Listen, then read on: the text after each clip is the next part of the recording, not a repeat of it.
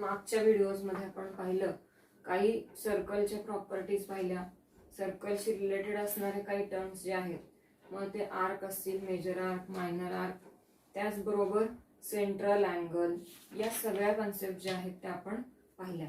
आता या व्हिडिओमध्ये आपण काय पाहणार आहोत तर सर्कल आणि त्याच्याशी रिलेटेड असणारे काही अँगल्स जे आहेत त्या टर्म्स आपण या व्हिडिओमध्ये पाहणार आहोत. We learned some properties relating to a circle and points as well as the tangents. Now let's learn some properties regarding to circle and angles with the help of some activities. Let us study activity 1. In this activity, we have to draw a sufficiently large circle of any radius as shown in figure. जसे diagram मध्ये दाखवले त्या पद्धतीनं कुठल्याही रेडियसचा एक circle काढायचे. Now draw a cord AB and central angle ACB. Here chord AB and it is a central angle ACB. तर हे दोन्ही आपण काढलेले आहेत. Take any point D on the major arc and point E on the minor arc. आता AB chord काढल्यानंतर central angle काढला. Central angle काढल्यानंतर पॉइंट D हा मेजर आर्क मध्ये घ्यायचा आहे. We know that what is mean by major arc. Major arc म्हणजे काय हे आपल्याला माहिती आहे. त्या मेजर आर्क मध्ये पॉइंट D घ्यायचा आहे and take a point E on minor arc आणि मायनर आर्क मध्ये पॉइंट E घ्यायचा आहे. पॉइंट्स घेतल्यानंतर measure angle ADB and angle ACB. आता हे दोन्ही अँगल्स काढल्यानंतर अँगल ADB आणि ACB सेंट्रल अँगलचं मेजर आपल्याला मोजावं लागेल आणि ADB या अँगलचं मेजर सुद्धा आपल्याला मोजावं लागेल अँड कम्पेअर द मेजर्स. आता ही ऍक्टिव्हिटी तुम्ही स्वतः करून बघायची आहे. सेंट्रल अँगल काढायचा आहे आणि मेजर आर्क मध्ये पॉइंट D घ्यायचा आहे आणि पॉइंट D घेतल्यानंतर अँगल ADB काढायचा आणि ADB चं मेजर जे आहे ते अँगल ACB या दोन्ही अँगल्सचं मेजरमेंट जे आहे ते कम्पेअर करायचे. कम्पेअर केल्यानंतर आपल्या असं लक्षात येईल की मेजर ऑफ अँगल ADB आपण मोजल्यानंतर समजा ADB ह्या अँगलचं मेजर असणारे 100, समजा ह्या अँगलचं मेजर असणार आहे 50 degree. Measure of angle ADB is of 50 degree. Then measure of angle ACB it will be 100 degree. म्हणजे जेव्हा आपण ऍक्च्युअली ऍक्टिव्हिटी करू त्यावेळेस आपल्या असं लक्षात येईल की ACB या अँगलचं मेजर जर 100 डिग्री असेल तर अँगल ADB चं मेजर किती असणार आहे 50 डिग्री असणार आहे. त्याचं कारण काय असू शकतं तर ती ऍक्टिव्हिटी मध्ये आपण पाहूया पुढे. The measure of angle ADB and ACB and compare the measures. Measure angle ADB and angle AEB. आता ADB, आता पहिल्यांदा आपण ही ऍक्टिव्हिटी केली की ADB आणि ACB हे दोन्ही अँगल्सचे मेजर नोट केल्यानंतर त्याचं कंपॅरिझन करायचंय. आणि दुसऱ्या ऍक्टिव्हिटी मध्ये काय म्हणले, measure the measure of angle ADB if it is of 50 degree and measure the angle AEB it is of 130 degree. AEB ह्या अँगलचं मेजर आणि ADB ह्या अँगलचं मेजर आपण जर मोजलं तर त्या दोन्हींची बेरीज किती येणार आहे, इट इज ऑफ 180 डिग्री. हे सुद्धा आपल्या लक्षात येईल. या एकाच सर्कल मध्ये नाही, कुठल्याही रेडियसचे तुम्ही सर्कल काढले, समजा आपण 5 सेंटीमीटरचं असं सर्कल काढलं, या सर्कल मध्ये आपण इथे एक कॉर्ड काढला CD आणि ह्या कॉर्ड मुळे या सर्कलचे दोन आर्क होत आहेत. हा आहे मेजर आर्क आणि हा असणारे मायनर आर्क. मेजर आर्क मध्ये आपण काय करायचंय, पॉइंट E घ्यायचा आहे आणि मायनर आर्क मध्ये पॉइंट S घ्यायचा आहे. मेजर आर्क मध्ये आपण घेतलेला जो पॉइंट आहे तो पॉइंट जोडून अँगल सीईडी तयार करायचा. तसंच इथं अँगल सीओडी हा सेंट्रल अँगल होईल. त्यानंतर सीएसडी आणि सीएसडी हे अँगल काढायचे. जसं आपण या ठिकाणी ह्या अँगलचं आणि ह्या अँगलचं मेजर घेतलं तसंच इतर एखाद्या रेडियस घेऊन काढलेल्या सर्कलमध्ये आपण ह्या आणि ह्या अँगलचं मेजर मोजून घ्यायचंय. आणि मोजल्यानंतर आपल्या असं लक्षात येईल की ह्या आणि ह्या अँगलचं मेजर आपण जर बेरीज केली तर ती किती येते 180 डिग्री येते. Then third activity in this diagram is take points FGH on the arc ADB. FGH ADB या आर्क मध्ये पॉइंट F, पॉइंट G आणि पॉइंट H घ्यायचे and measure the angle AFB, measure the angle AFB, measure the angle AGB and measure the angle AHB. हे तिन्ही angle जे आहेत त्याची माप जी आहेत ती आपल्याला मोजायला सांगितली आहेत. And compare these measures with each other as well as with measure of angle ADB. मग आता आपल्याला ह्या चारही अँगल्सचे मेजर जे आहेत ते कम्पेअर करायचे आणि ह्या तीनही अँगलचे मेजर जे आहेत ते कम्पेअर करायचे ADB सोबत. म्हणजे ह्या तिन्ही अँगल्सचे मेजर्स किती येऊ शकतील तर आपण मोजल्यानंतर आपल्या असं लक्षात येईल की ह्याचं जे ADBचं जर 50 असेल तर ह्या तिन्ही अँगल्सचं मेजर सुद्धा किती असणार आहे 50 डिग्री असणार आहे. सुद्धा एकाच आर्क मध्ये ते इंटरसेप्टेड असल्यामुळे या चारही अँगल्सचे मेजर काय असणार आहे इक्वल असणार आहे. Take any point I on the arc AEB. आता AEB ह्या आर्क मध्ये कुठलाही I हा पॉइंट घ्यायचा आहे आणि I हा पॉइंट घेतल्यानंतर मेजर अँगल AIB हा अँगल जो आहे तो मेजर करायचा आहे. त्याचं मेजर किती येणार आहे तर त्याचं ईचं जेवढं मेजर आहे तेवढंच या I अँगलचं सुद्धा येणार आहे. And compare it with angle AEB. From the activity we must notice that. मग ह्या ऍक्टिव्हिटी मधून आपल्या काय काय गोष्टी लक्षात येतील.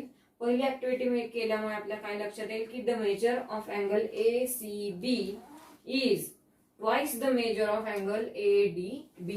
ACB चं मेजर जे आहे ते ADB पेक्षा कसं असणार आहे दुप्पट असणार आहे. ACB जे आहे ते 100 आहे आणि ADB किती आहे 50 आहे. हे पहिल्या ऍक्टिव्हिटी वरून आपल्या लक्षात आलं. दुसऱ्या ऍक्टिव्हिटी वरून आपल्याला काय समजेल the sum of measures of angle ADB and measure of angle AEB. या आणि ह्या अँगलचं मेजर जे आहे बेरीज जी आहे ती काय असणार आहे इट इज ऑफ 180 डिग्री.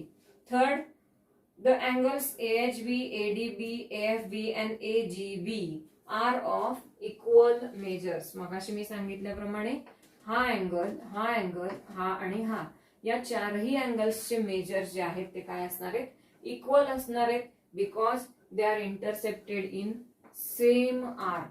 एकाच आर्क मध्ये ते इंटरसेप्टेड आहेत आणि म्हणून त्यांचे अँगल्स मेजर्स काय असणार आहेत इक्वल असणार आहेत. The measure of angle AEB and AIB these are also equal because the angles inscribed in a same arc are of equal measures.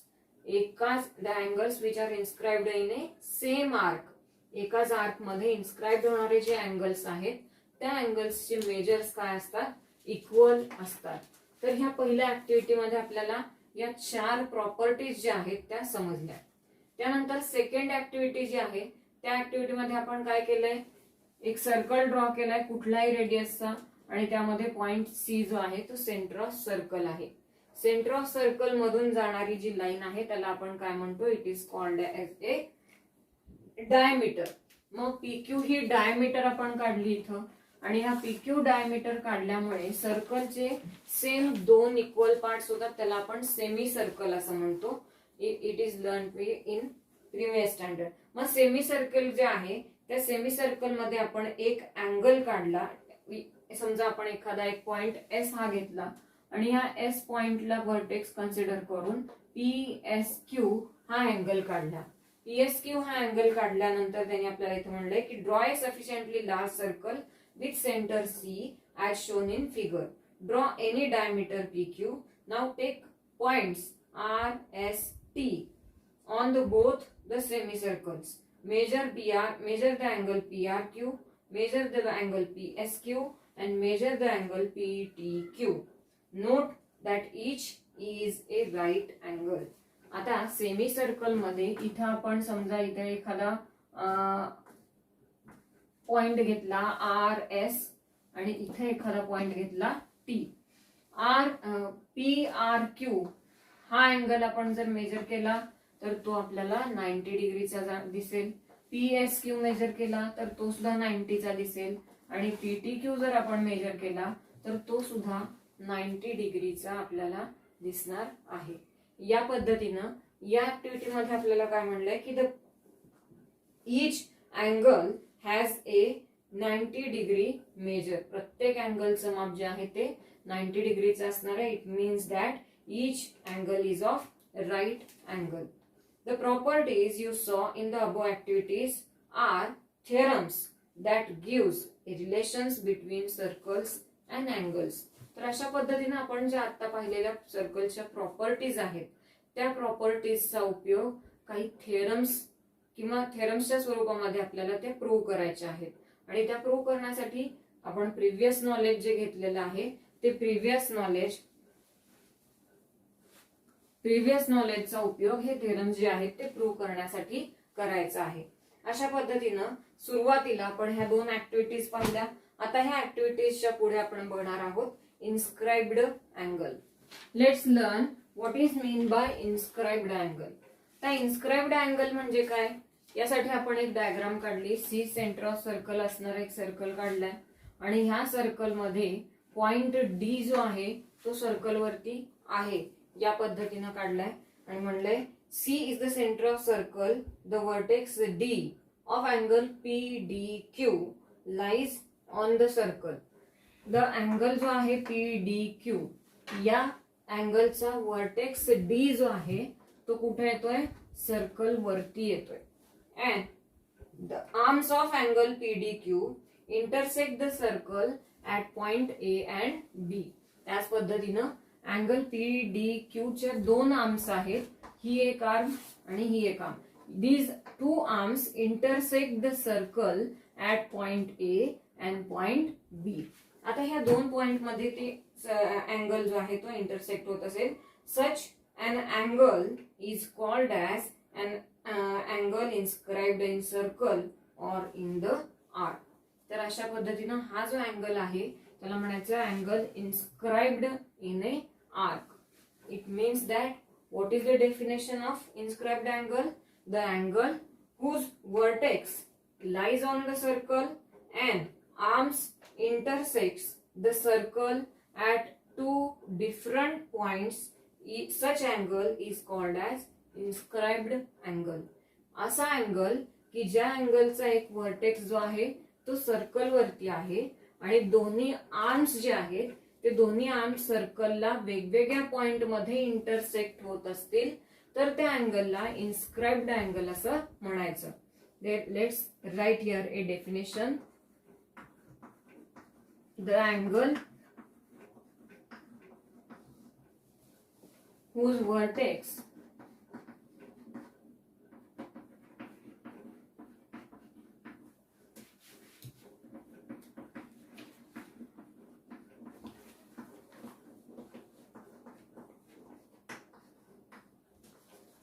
lies on the circle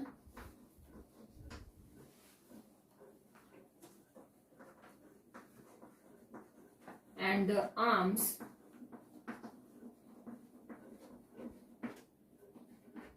intersect the circle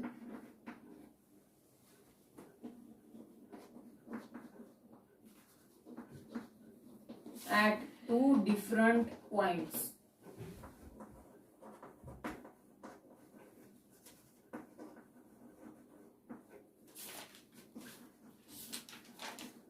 Such angle is called as inscribed angle of a circle or inscribed angle in the arc. तर अशा पद्धतीनं angle ADB it is inscribed angle in a arc AB. तर inscribed angle जो आहे तो हा arc AB मध्ये आहे. Next part is intercepted arc. Now let us see what is mean by intercepted arc. Intercepted arc जे आहे ते समजण्यासाठी आपण इथं 6 डायग्राम्स काढल्या आणि ह्या डायग्राम जर आपण ऑब्झर्व केल्या तर या डायग्राम मध्ये एक कॉमन गोष्ट आहे अँगल ABC.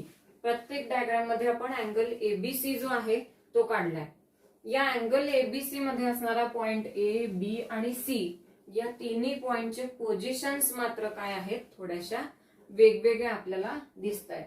पहिल्या डायग्राम मध्ये आपल्याला दिसतंय अँगल ABC मधला B हा वर्टेक्स जो आहे तो सर्कल वरती आहे. A आणि C हे पॉइंट ऑफ इंटरसेक्शन आहेत अँगलचे आणि सर्कलचे. सर्कल आणि अँगल या दोन्हीचा पॉइंट ऑफ इंटरसेक्शन A आणि C आहेत. त्याच पद्धतीनं दुसऱ्या डायग्राम मध्ये पॉइंट B म्हणजे अँगलचा वर्टेक्स जो आहे तो सर्कल वरतीच आहे, पण A आणि C हे पॉइंट मात्र C जो आहे त्यापैकी अँगलचा एक आर्म जो आहे तो सर्कलला इंटरसेक्ट होतोय आणि दुसरा आर्म जो आहे A त्या आर्मवरती असणारा A पॉइंट जो आहे तो इंटरसेक्ट होत नाही. त्यानंतर थर्ड त्यामध्ये B जो आहे तो सर्कल वरती नाहीये, सर्कलच्या इंटेरियर पार्ट मध्ये आहे. A आणि C हे पॉइंट सर्कलला इंटरसेक्ट होत आहेत. त्या पद्धतीनं B पॉइंट जो आहे तो या डायग्राम मध्ये कुठे आहे सर्कलच्या एक्सटेरियर पार्ट मध्ये आहे आणि हा अँगल जो आहे तो सर्कलला फक्त 2 पॉइंट मध्ये नसून 4 पॉइंट मध्ये इंटरसेक्ट होतोय. म्हणजे इथल्या 2 आणि या 2 अशा 4 पॉइंट मध्ये सर्कलला इंटरसेक्ट होत आहे. त्यानंतर पाचव्या डायग्राम मध्ये पॉइंट B जो आहे तो एक्सटेरियर पार्ट मध्ये आहे. A पॉइंट जो आहे किंवा एक आर्म जो आहे तो या अँगलचा सर्कलला इंटरसेक्ट होतोय A ह्या पॉइंट मध्ये आणि C हा पॉइंट जो आहे तो सुद्धा सर्कलला इंटरसेक्ट होतोय. त्या पद्धतीनं या डायग्राम मध्ये B पॉइंट जो आहे किंवा B वर्टेक्स जो आहे तो अँगलचा एक्सटेरियर पार्ट मध्ये असून A आणि C जे आहेत ते या angle point of intersection circle आणि अँगलचे ते काय आहे तिथं A आणि C हे 2 पॉइंट आहेत. अशा पद्धतीनं पहिल्या डायग्राम पासून 6व्या डायग्राम पर्यंत आपण जर अँगल आणि सर्कलच्या पोझिशनचं ऑब्झर्वेशन केलं तर आपल्या असं लक्षात येईल की प्रत्येक डायग्राम मध्ये आपल्याला अँगल ABC जो आहे तो तर दिसतोच आहे, पण या प्रत्येक डायग्राम मध्ये असणाऱ्या पॉइंट B ची पोझिशन A आणि C ची पोझिशन काय आहे वेगवेगळी आहे. त्यानुसार इथं पहिल्या डायग्राम मध्ये बघा ABC ह्या अँगलमुळे इथं फक्त एकच आर्क आपल्याला इथं दिसतोय की पहिल्या डायग्राम मध्ये, तसंच या अँगलमुळे इंटरसेक्ट होणारा आर्क जो आहे तो एकच आर्क आहे. तसंच या अँगलमुळे इंटरसेक्ट होणारा आर्क जो आहे एवढा एकच आहे. या अँगलमुळे इंटरसेक्ट होणारा आर्क हा एकच आहे. त्या पद्धतीनं चौथ्या डायग्राम मध्ये आपण बघितलं ABC या अँगलमुळे इंटरसेक्ट होणारे आर्क 2 आहेत, हा एक आणि हा एक. तसंच इथं सुद्धा इथून एवढा एक आर्क आहे आणि इथून एवढा एक, हा 2 आर्क आहेत. त्याच पद्धतीनं ABC ह्या अँगलमुळं AC आणि हा दुसरा आर्क, अशा पद्धतीनं 2 आर्क आहेत. त्या पद्धतीनं या डायग्राम्स वरून आपल्याला इंटरसेक्टेड आर्क म्हणजे नक्की काय सांगता येईल की the arc of a circle that lies in the interior of angle. मग त्या आर्क सर्कल वरती असणारा असा आर्क की जो अँगलच्या इंटेरियर पार्ट मध्ये असेल and it is called the arc of circle that lies in the interior of angle is called an arc intersected by a corresponding angle. तर अशा पद्धतीनं या अँगलच्या इंटेरियर पार्ट मध्ये असणारा हा आर्क आहे आणि त्यामुळे ह्या आर्कला काय म्हणायचं, it is called as intercepted arc bye angle ABC. आता इथं हा इंटरसेप्टेड आर्क दिसतोय. त्याच पद्धतीनं ह्या डायग्राम मध्ये इथून एवढा इंटरसेप्टेड आर्क आहे बाय अँगल ABC. त्याच पद्धतीनं ह्या डायग्राम मध्ये AC हा इंटरसेप्टेड आर्क आहे बाय अँगल ABC. इथं मात्र दोन अँगल्स आहेत, दोन आर्क्स आहेत की ह्या अँगल मुळे किंवा ह्या अँगलच्या इंटेरियर पार्ट मध्ये असणारे हे दोन आर्क आहेत, म्हणून ह्यांना ह्या दोन्ही आर्कला इंटरसेप्टेड आर्क असं म्हणायचं. त्याच पद्धतीनं इथं सुद्धा हा आणि हा हे असे दोन इंटरसेप्टेड आर्क्स आहेत की जे अँगल ABC मुळे इंटरसेप्ट झाले. त्यानंतर यामध्ये हा आणि हा असे दोन अँगल्स, दोन आर्क्स आहेत. तर यावरून आपल्याला काय म्हणता येईल की the point of intersection of circle and the angle are the end points of that intercepted arc. मग पॉइंट ऑफ इंटरसेक्शन कोणाचा? अँगल आणि सर्कलचा. अँगलचा आणि सर्कलचा पॉइंट ऑफ इंटरसेक्शन जो आहे it is called as the end point of the intercepted arc. Intercepted आर्कचे हे काय असणार आहे? एंड पॉइंट असणार आहेत. इथं A आणि C आहेत. त्याच पद्धतीनं इथं सुद्धा काय असणार आहे? पॉइंट ऑफ इंटरसेक्शन सर्कलचं इथं काय आहे? A आहे का? नाही, इथं आहे B. त्या पद्धतीनं ह्याचे पॉइंट ऑफ इंटरसेक्शन B आणि C. याचे A आणि C, याचे इथं पॉइंटला आपण समजा नाव दिलं E आणि F. तर ह्या आर्कचे एंड पॉइंट्स असणार आहेत EF आणि ह्या आर्कचे एंड पॉइंट असणार आहेत A आणि C. त्याच पद्धतीनं आपल्याला पुढे म्हणता येईल की in figure 1, 2 and 3 only one arc is intercepted by that angle and in 4, 5 and 6 two arcs are intercepted by angle. या तिन्ही डायग्राम मध्ये आपल्याला इंटरसेप्टेड आर्क किती दिसत आहेत? एक एक इंटरसेप्टेड आर्क आहेत. पण या 4, 5 आणि 6 ह्या डायग्राम मध्ये मात्र अँगल्स इंटरसेप्टेड आर्क किती आहेत? 2 इंटरसेप्टेड आर्क आहेत. त्यामुळं also note that only one side of angle touches the circle in 2nd and 5th, but in 6th both sides of angle touch the circle. त्याचबरोबर ही पण गोष्ट लक्षात घ्यायची की 2 आणि 5 मध्ये ह्या दोन डायग्राम्स मध्ये अँगलची फक्त एकच आर्क जी आहे ती काय होते? सर्कलला इंटरसेक्ट करते. पण 6 ह्या डायग्राम मध्ये, 6व्या डायग्राम मध्ये मात्र अँगलचे दोन्ही आर्म जे आहेत ते सर्कलला इंटरसेक्ट करतायत. त्याचबरोबर समजा एखादी आर्म इंटरसेक्ट करते आणि दुसरी आर्क इंटरसेक्ट करत नाही. समजा ह्या पद्धतीची डायग्राम जर आपल्याकडे असेल,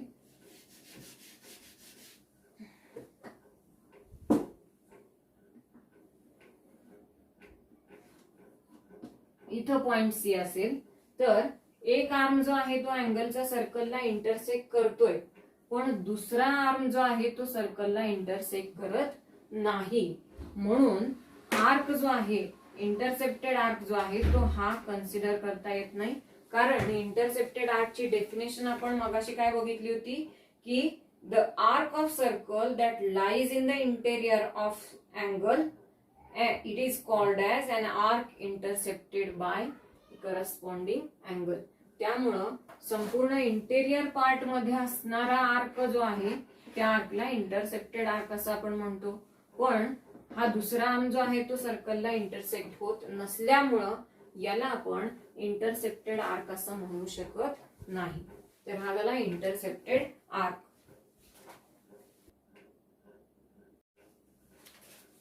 Now let's learn inscribed angle theorem. Inscribed angle theorem जो आहे त्याच्या स्टेटमेंट मध्ये म्हणलंय की the measure of an inscribed angle is half of the measure of the arc intercepted by it. मग इन्स्क्राइब्ड अँगलचे मेजर जे आहे त्याने इंटरसेप्टेड केलेल्या आर्कच्या निम्म्या मापाचं असतं हे आपल्याला प्रूव्ह करायचंय. इट मीन्स दॅट एक सर्कल आपण इथे काढलाय, सेंटर ऑफ सर्कल O आहे आणि ह्याच्यामध्ये आपण अँगल काढलाय BAC. It is an inscribed angle in arc BC. आता इन्स्क्राइब्ड अँगल जे आहे तो angle BAC it is equal to the half of measure of arc BDC हा इंटरसेक्टेड आर्क आहे. तर ह्याच्या निम्म्या मापाचा अँगल BAC जो आहे तो आपल्याला प्रूव्ह करायचा आहे. The statement is that measure of an inscribed angle is half of the measure of the arc intersected by it. Let's prove the theorem. यामध्ये गिवन पार्ट जो आहे तो आपल्याला काय लिहावं लागेल. In a circle with center O, angle BAC is inscribed in arc BAC. BAC angle जो आहे तो BAC हा आर्क मध्ये इन्स्क्राइब झालेला आहे. Arc BDC is intercepted by angle. BDC हा आर्क जो आहे तो ABC ह्या अँगलने इंटरसेप्टेड झालेला आहे. तर हे सगळं गिवन पार्ट मध्ये येईल. आता प्रूव्ह काय करायचं आपल्याला. We have to prove angle BAC is equal to 1 of measure of arc BDC. ABC ह्या आर्कचं मेजर जे आहे ते BDC ह्या आर्कच्या निम्म्या मापाचा आहे हे आपल्याला प्रूव्ह करायचे. Now for proving this we have to do some construction. तर इथे आपल्याला कन्स्ट्रक्शन करावं लागेल. We have to draw a ray AO. सुरुवातीला रे AO आपल्याला काढावं लागेल. And it intersect the circle at point E and draw radius OC. AO हा रे पहिल्यांदा काढल्यानंतर तो रे E हा पॉइंट मध्ये सर्कलला इंटरसेक्ट होतोय आणि OC ही रेडियस सुद्धा आपण इथं कन्स्ट्रक्शन मध्ये काढलेली आहे. या कन्स्ट्रक्शन मुळे आपल्याला इथे एक ट्रायंगल मिळतोय बघा. Triangle OAC. या ट्रायंगल मध्ये प्रूफ मध्ये आपण बघतोय बघा. In triangle AOC here side AO is congruent to side OC. OC आणि OA हे दोन्ही कॉन्ग्रंट साइड आहे त्या ट्रायंगलच्या. रिझन काय असणार आहे. These are the radii of same circle. OA आणि OC जे आहे ते एकाच सर्कलच्या रेडियस असल्यामुळे या ट्रायंगलच्या ह्या दोन साइड ज्या आहेत त्या कशा येतील. कॉन्ग्रंट येतील. If these two sides are congruent then the base angles are also congruent. By which theorem. By the isosceles triangle theorem. Isosceles ट्रायंगलच्या प्रॉपर्टीनुसार ज्या दोन साइड्स कॉन्ग्रंट आहेत त्या दोन साइड्सच्या मुळे होणारे बेस अँगल्स जे आहेत ते काय असणार आहेत. कॉन्ग्रंट असणार आहेत. Therefore angle OAC and angle OCA these are the congruent angles. Let's consider these angles are of measure X. समजा ह्या दोन्ही अँगल्सचं मेजर आपण X असं कन्सिडर केलं आणि त्याला आपण 1 नंबर दिलं. तेच आपण इथपर्यंत लिहिलंय. In triangle AOC OA is congruent to OC radii of same circle and therefore in this triangle angle OAC is equal to OCA because of theorem of isosceles triangle. Isosceles triangle च्या property नुसार ह्या दोन्ही साइड्सच्या angle जे आहेत ते काय येतील. Congruent येतील. सेम मेजर्स येतील. If we consider these two angles as X. समजा ह्या दोन्ही अँगल्सला आपण X कन्सिडर केलं तर इथं काय होईल. नाउ इन अँगल EOC त्याला आपण नंबर 1 म्हणलं आणि EOC हा अँगल आपण जर पाहिला हा angle. Now angle EOC is equal to measure of angle this OAC plus angle OCA. या दोन अँगलची बेरीज जी आहे ती EOC इतकी येईल. It means that EOC is equal to angle OAC plus angle OCA by which property. Exterior angle of an triangle. एका ट्रायंगलच्या एक्सटिरियर अँगलच्या property नुसार आपल्याला इथं म्हणता येईल की OAC plus angle OCA is equal to angle EOC. EOC जो आहे तो या ट्रायंगलचा एक्सटिरियर अँगल आहे आणि एक्सटिरियर अँगलच्या प्रॉपर्टी नुसार या दोन अँगलची बेरीज जी आहे ती बेरीज काय येणार आहे. या अँगल इतकी येणार आहे. म्हणून इथं आपण काय लिहिलं. Angle EOC is equal to angle OAC plus angle OCA by the property of exterior angle theorem. आता ह्या दोन्ही अँगल्सचे मेजर आपण एक्स कन्सिडर केलंय म्हणून ओएसी बद्दल एक्स लिहिलं आणि ओसीए बद्दल एक्स लिहिलं.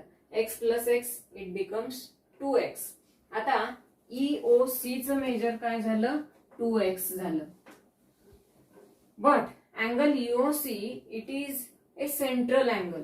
EOC जो आहे तो सेंट्रल अँगल असल्यामुळे सेंट्रल अँगल मध्ये असणारा हा जो इंटरसेप्टेड आर्क आहे त्याचं मेजर सुद्धा किती असणार आहे 2x असणार आहे by the definition of measure of arc.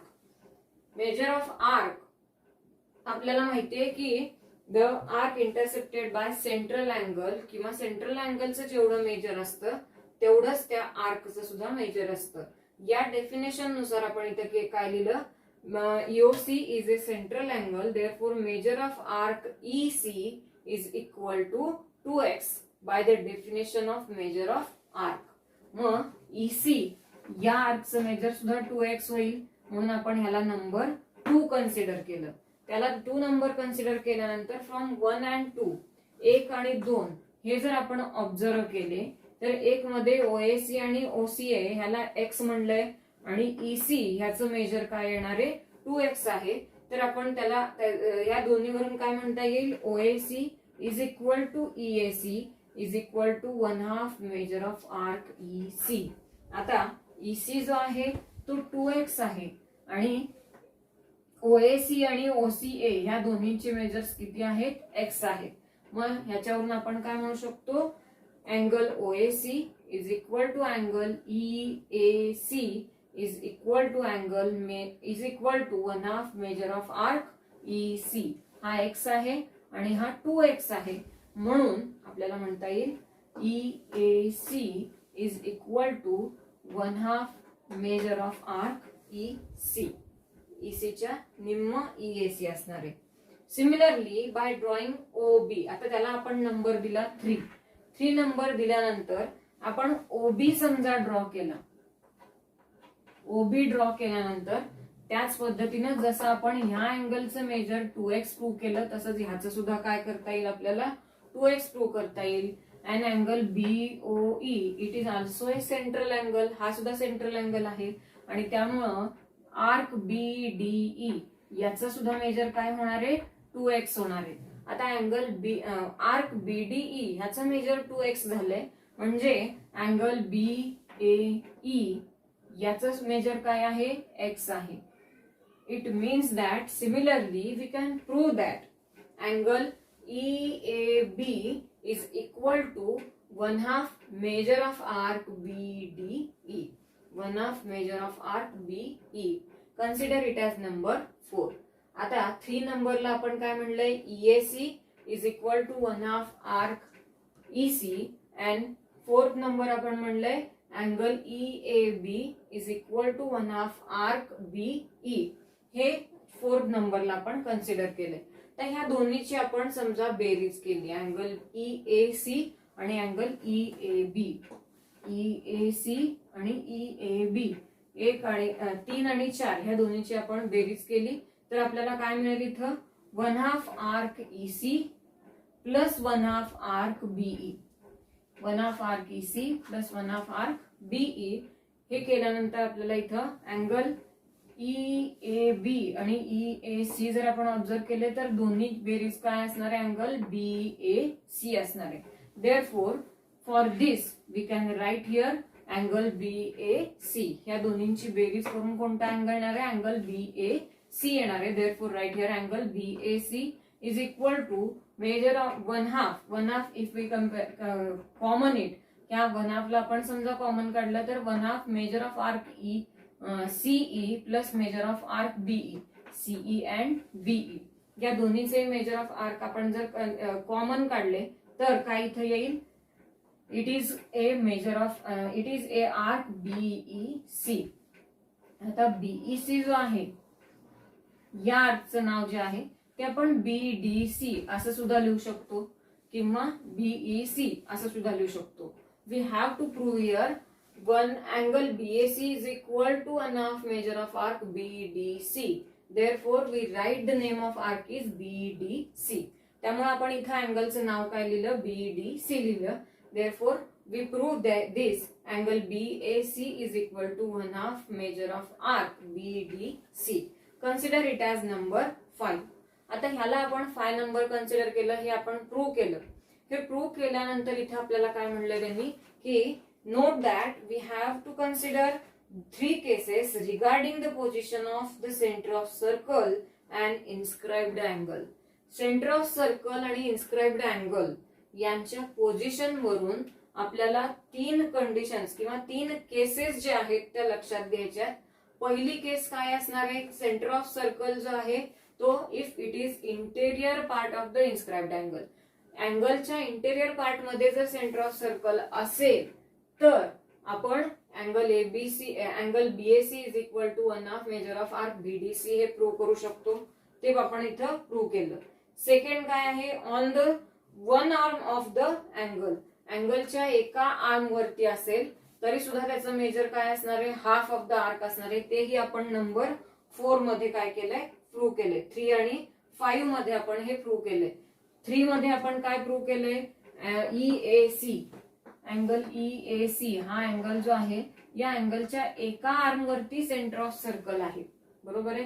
आणि हा एका अँगल आर्म वरती सेंटर ऑफ सर्कल असल्यामुळे आपण इथं काय प्रूव्ह केलंय, the measure of inscribed angle it is half of the intercepted arc.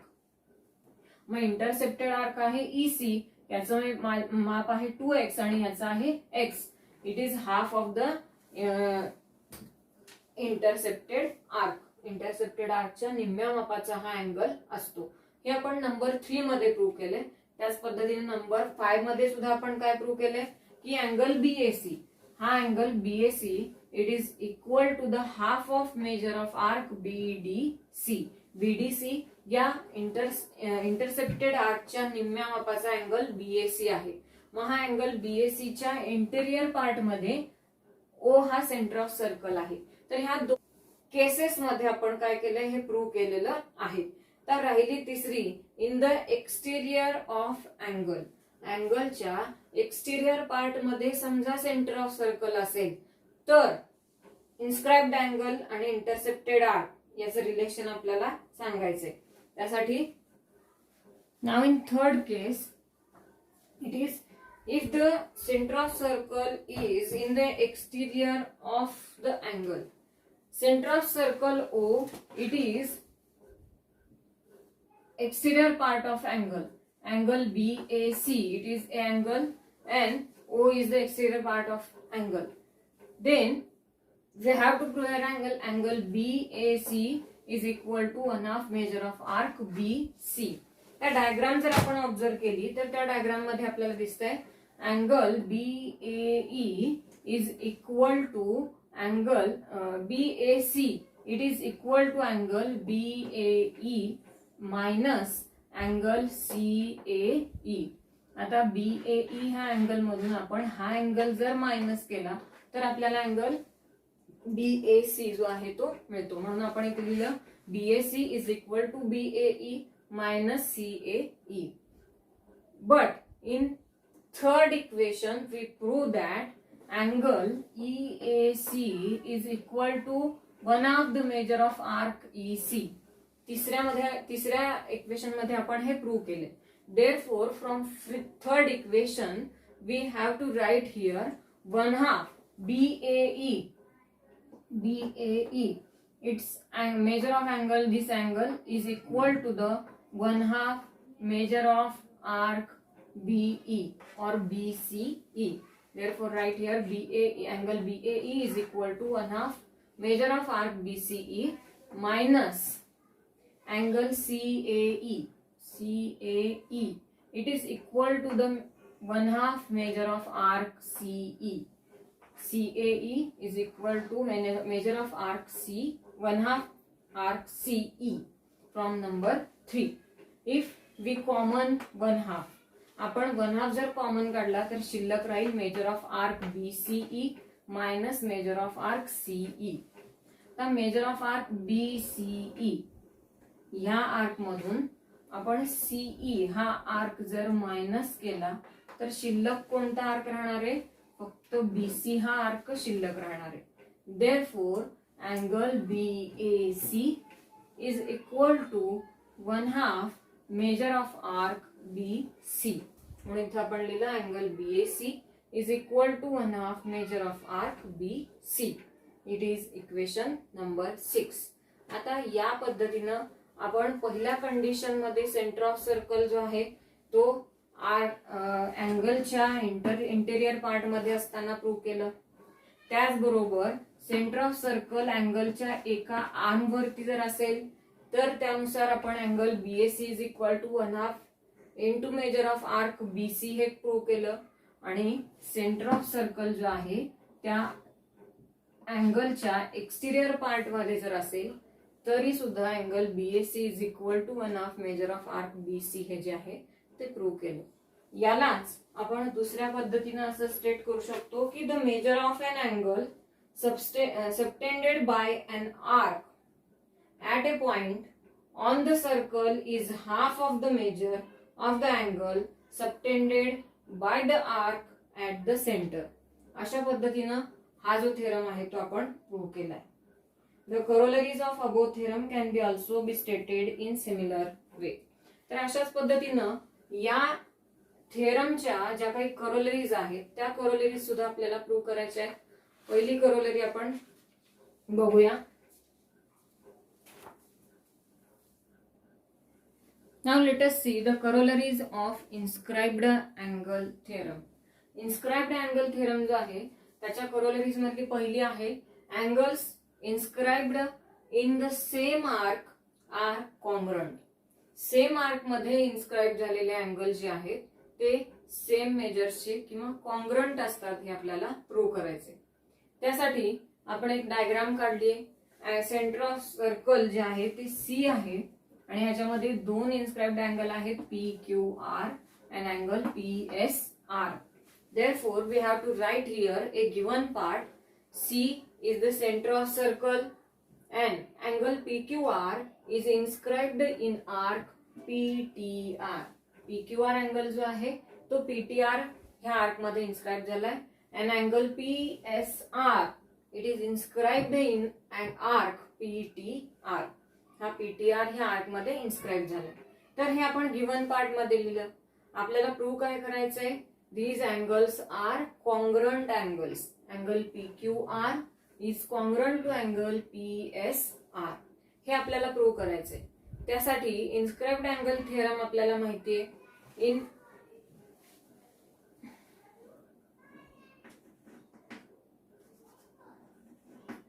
We know that angle PQR is equal to 1/2 measure of arc PTR.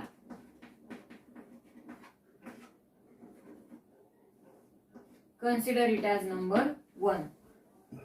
And what is the reason? By the inscribed angle theorem. Inscribed angle theorem चा वापर करून आपण इथे लिहिलं PQR is equal to 1/2 measure of arc PTR. Now angle PSR is equal to PSR या अँगलचं major काय असणार आहे?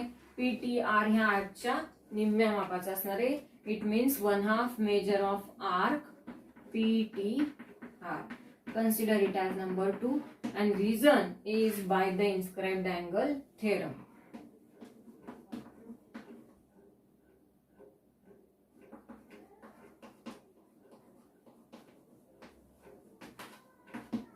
If we observe number 1 and 2, right hand sides are equal. 1/2 measure of arc PTR, measure of arc PTR. Therefore, from 1 and 2, if right hand sides are equal, then left hand sides are also equal. Therefore, angle PQR is equal to angle PSR. It means that angle PQR is congruent to angle PSR. या पद्धतीनं आपण हे angle जे आहेत ते congruent आहेत हे prove करू शकतो. It is a corollary number 1. Now second corollary is angle inscribed in a semicircle is a right angle. ही सेकंड कॉरोलरी जी आहे ती प्रूव्ह करण्यासाठी आपण काय केलं, एक डायग्राम काढली. सेंटर ऑफ सर्कल एम आहे आणि त्याच्यामध्ये आपण डायमीटर AC काढला की ज्याच्यामुळे या सर्कलचे दोन सेमी सर्क्युलर आर्क होतील, आर्क ABC आणि arc AXC. These are the two semicircular arcs formed by a diameter AC. Now, angle ABC, it is inscribed by, or angle ABC, it is inscribed in arc ABC. Therefore, we have to write in given part, M is the center of circle, angle ABC is inscribed in arc ABC, and arc ABC and AXC are the semicircular arcs. हे दोन जे आहेत ते semicircular arcs आहेत. हे आता prove काय करायचंय, the angle inscribed in semicircle is right angle. म्हणजे angle ABC is of 90 degree हे आपल्याला इथं प्रूव्ह करायचंय. ते प्रूव्ह करण्यासाठी आपण अँगल ABC काढलाय. आता आपल्याला इन्स्क्राइब्ड अँगल थेरम जो आहे तो माहितीये. By the inscribed angle theorem, measure of angle ABC, it is equal to 1/2 of the measure of arc AXC. Therefore, write here